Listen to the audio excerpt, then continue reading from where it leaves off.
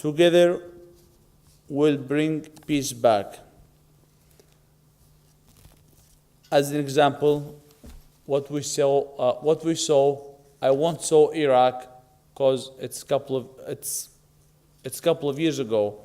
What we saw in Syria, for me, I have never seen that in my whole life, even in movies, even in televisions. I mean, in movies, I have never seen that. Killing kids, taking women to jail, making them pregnant from some people that I don't want to mention them, from neighboring. So this is against all religion. This is against all humanity. And we are just sitting like that.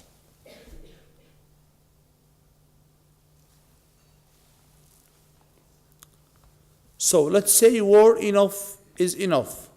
We need peace, only peace. Together, we will bring peace back.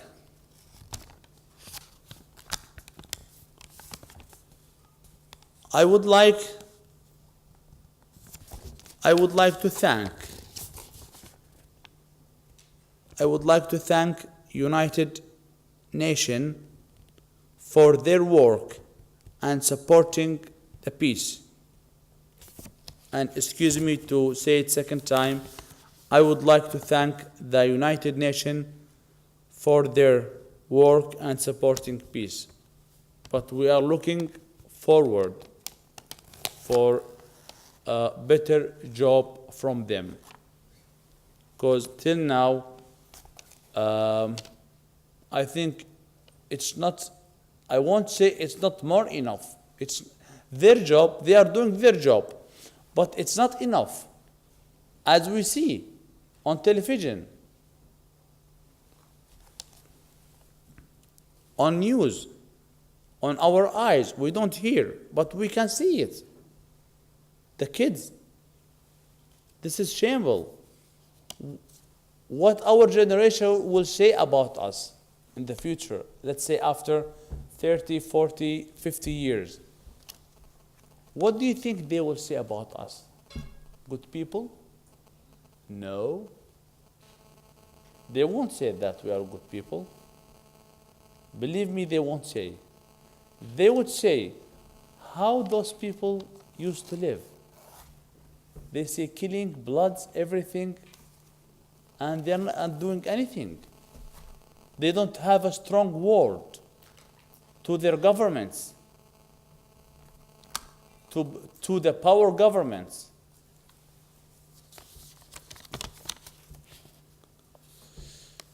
Lately, I thank you for listening to me, and it was really a pleasure meeting everybody in this room. Looking forward to have some events anywhere in the world to continue our process, if it is possible. Mr. Nadeem is my assistant.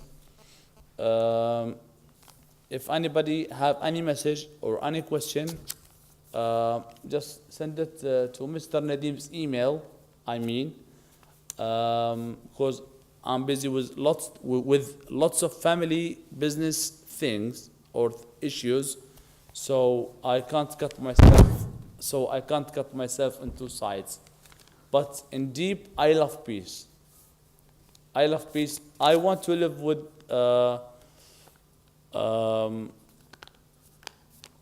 good people, with different religion, but in peace. If there's no peace, I can't live. I just stay alone. Thank you so much for listening.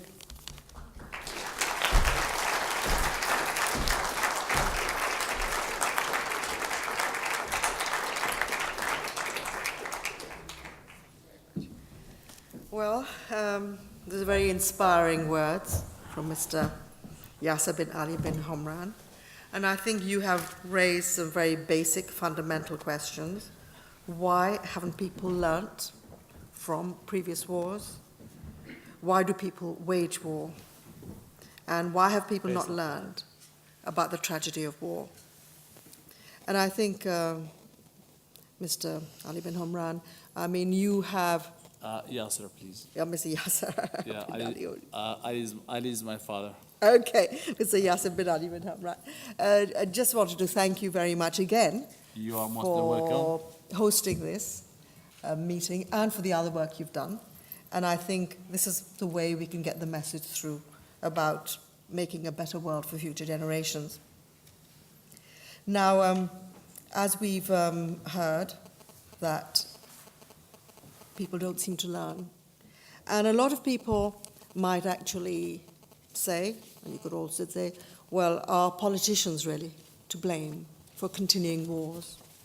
And while we sit in these amazing surroundings, grand surroundings, I think it is easy to forget that while we're speaking here, there are in countries like Syria and Iraq, children, women, the elderly, people of all ages who are dying, looking for shelter, have nothing to eat.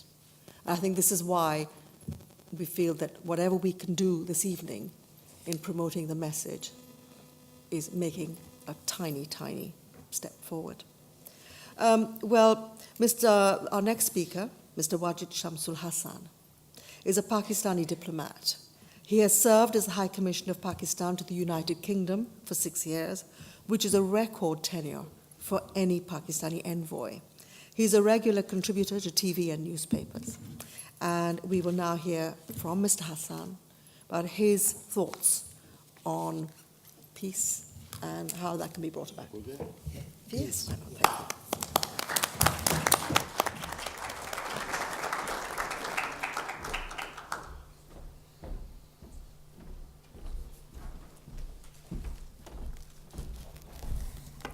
Good evening, ladies and gentlemen.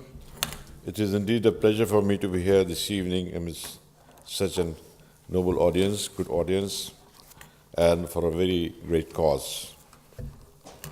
Peace definitely is the need of the hour. Unfortunately, we are searching for a black cat in a dark room and we don't catch it. My submission is rather, it's related to terrorism and democracy and all that we have. I've been a journalist all my life and then a diplomat and then a keen student of history. I've seen how some of the issues that have caused world wars and even world wars have been laid in the seeds were laid in the peace treaties. What we have seen after World War I, the creation of Palestine, and then what we are seeing now is all due to peace treaties that were rather unjust. Anyway, that's what it is.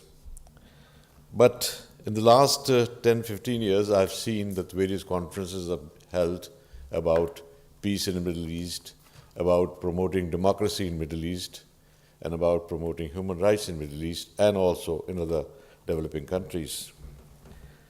But I believe that colossal damage was done to all these valuable and noble causes by former President George W. Bush, who I remember having sponsored an organization in Tel Aviv where I attended on Middle East Peace Plan. It sounds similar to what we are talking about today. But unfortunately, that led nowhere. Palestine remains unsolved. So many other issues remain unsolved, and they're the sole cause of what we see in the form of violence, terrorism, and destruction all over the world. I was very hopeful when President Obama took over. He made a commitment to make this planet a peaceful place to live and to usher in a prosperity for all communities, irrespective of the caste, creed, color, or gender. What impressed me most about him was his commitment to support democracy as a global phenomenon in the same spirit of American forefathers who wanted to make world safe for democracy. Unfortunately, it seems that it has been much more of a verbal platitude than anything substantive.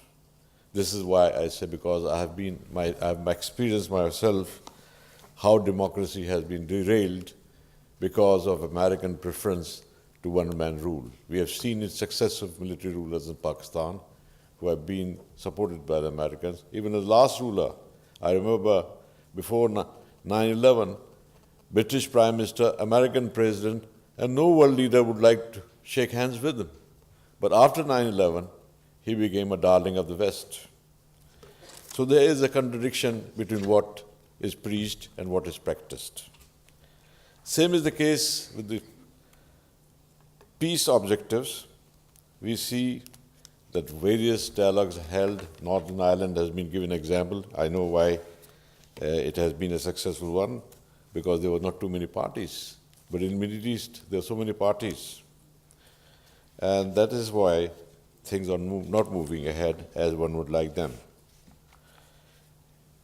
I blame not many countries, but especially the United States, that it had been, we grew